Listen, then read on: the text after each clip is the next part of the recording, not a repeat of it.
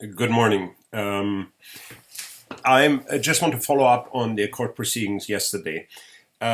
Just to give you a little bit of background how the situation evolved. Already 3 weeks ago, or 4 weeks ago, I said to people in the courtroom that they need to watch the special police force because I don't trust the way how, first of all, that they're constantly present, and the way how they're basically just waiting that something is happening.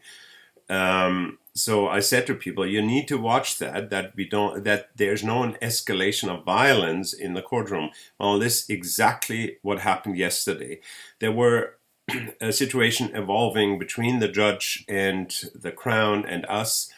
And one of the spectators got up and said, "I'm out of here. This is obstruction of justice, what happens in this courtroom."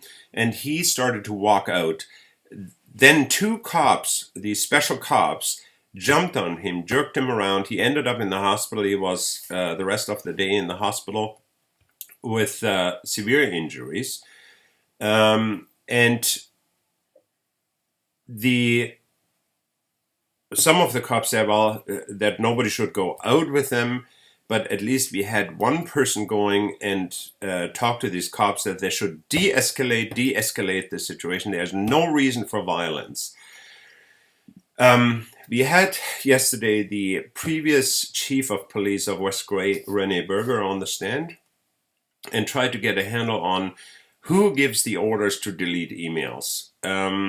It is unheard of. And this is according to an OPP officer and an RCMP officer, that any documents, email documents or whatever, can be deleted during an investigation. And this is exactly what happened in this case.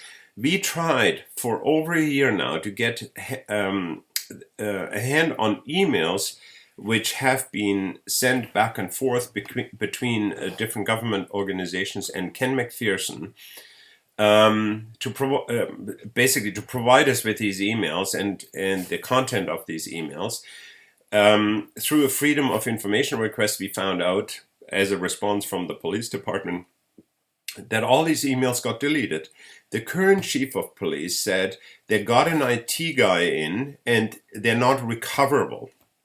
So the judge keeps saying, this is irrelevant to the charges before this court.